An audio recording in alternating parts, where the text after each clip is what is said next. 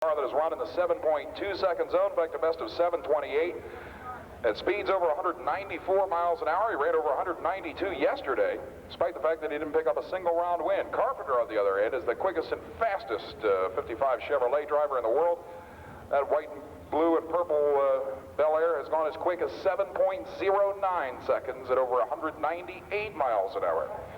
Right behind Carpenter, who will be coming up in the second pairing, is the winningest driver of the year so far as actual round win points are concerned. In the Super Chevy Sunday Super Chevy Shoebox Shootout Series, say it 3 times fast, Jeff Littleton out of Alabama. The red and white 1957 Chevy Bel Air that you see is quite different than the other machines in competition in the Shoebox Shootout in the fact that it does not use 2 4-barrel carburetors. It uses, of all things, fuel injection on top of a 598 cubic inch motor with nitrous oxide injection on top of that. The J&W Nova Parts machine that you see pulling out right behind the Camaro Junction 55 of Charlie Carpenter. And the final entry in the Shoebox Shootout Series, yesterday's runner-up, who ran over 193 himself.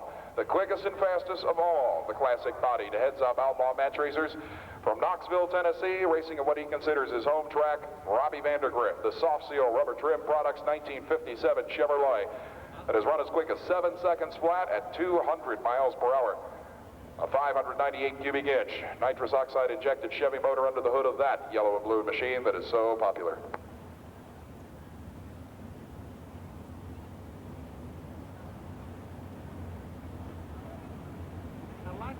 About track conditions as we get ready to fire up the very first pair. And like I said, we are just about ready to kick off what will amount to a full afternoon of action here at Super Chevy Sunday number 7, the 7th of 15 events coast to coast. And I should point out that for 1990, those of you who have supported the Super Chevy Sunday Series so well over the last few years will probably be interested to know that for next year we are looking at expanding it to even more events across the United States.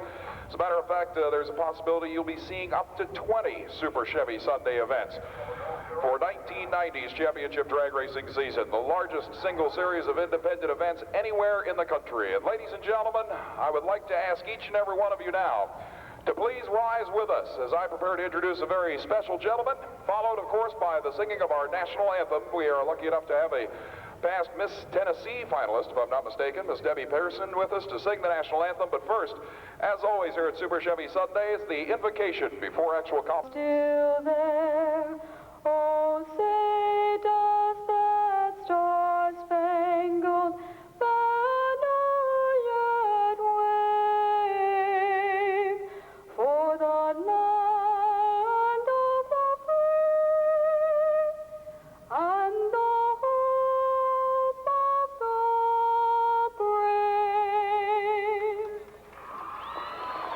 Ladies and gentlemen, welcome to Bristol International Dragway for event number 7 on the 1989 Super Chevy Magazine Super Chevy Sunday Tour as we get ready for round number 1 of professional action here at Super Chevy Sunday Bristol. The first round and first pair of machines ready for the Super Chevy Sunday Shoebox Shootout on the starting line includes in the Mopar lane the man who won the first day of competition here yesterday, the man who is responsible for starting the nostalgia craze in the 55 Chevrolet, Charlie Carpenter from Charlotte, North Carolina, taking on Gordy Foust, Georgia-based Chevelle. Incredible tires soaking out, starting things off. Gordy Foust 300 feet under power on the tire heating burnout. Absolutely incredible tire heaters to start off action. The incredible Top Sportsman Outlaw machines that got their start right here at IHRA and Bristol International Dragway over the years. And like I said, Charlie Carpenter, who is pretty much responsible for the shoebox craze that is sweeping the country, backing up in the Mopar lane right into the hot sticky rubber track stood down on the heating burnout.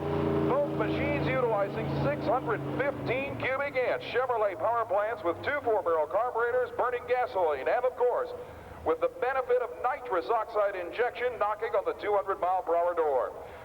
Now remember, Carpenter ran low elapsed time of the event yesterday for the Shoebox Series at 7.27 seconds in the final round. He ran over 193 miles an hour on the winning effort.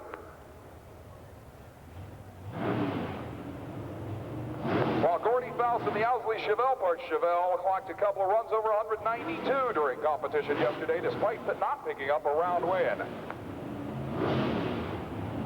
Moving up now for the first pair in the first round of the Super Chevy Sunday Shoebox Shootout Series. The Owsley Chevelle parts Chevelle, the Camaro Junction 55 Chevrolet, North Carolina versus Georgia, Carpenter versus Foust. Carpenter being the last one in the stage in the Mopar lane. The winner goes to the final round here this afternoon. Carpenter creeps in and they're ready. The trio of the Carpenter on the ball, trying to drive around. He goes, no! Gordy Foust! Ladies and gentlemen! 8 seconds at 201.71 miles per hour. The 14th man ever to break 200 miles an hour. Ladies and gentlemen, please put your hands together for Gordy Foust team. That was a hard-fought run that they've been looking for 2 years. Another 200-mile-per-hour club number 7 of the year in the series. It is top speed and the first one ever over 200 in the Super Chevy Sunday Shoebox Series. Unbelievable run. And by the way, that was certainly the quickest and fastest side-by-side race in the history of Super Chevy Sundays. What a way to start it off as Gordy Foust comes through when the pressure's on. Battle with Rob Vandergrift from Knoxville in the yellow and blue soft seal rubber trim products 57.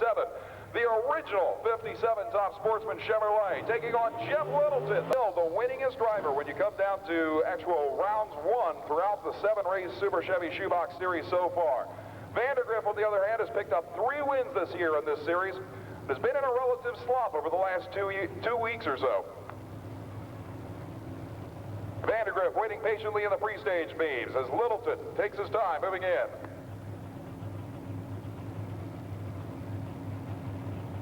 Littleton really taking his time. Yesterday we saw a lot of psychological battles on the starting line. Today apparently is no different. Now both drivers 6 inches from the starting line. Vandergrift moves in. Littleton takes his time and goes in second. They're ready. Vandergrift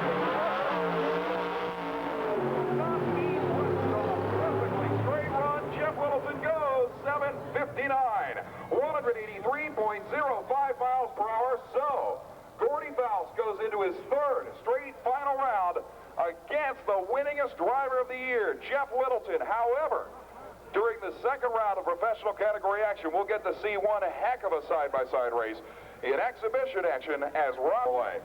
But Gordy Foust at this point looks like he's out on the starting line. He clears to the Mopar lane. The man who won the first in yesterday, the man who was responsible for starting number 6.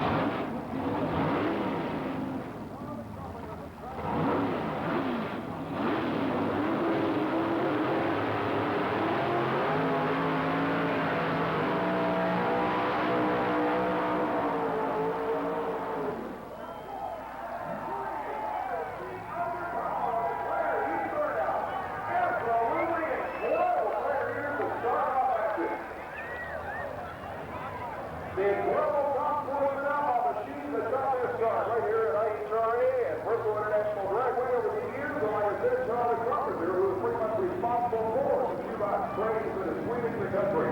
Back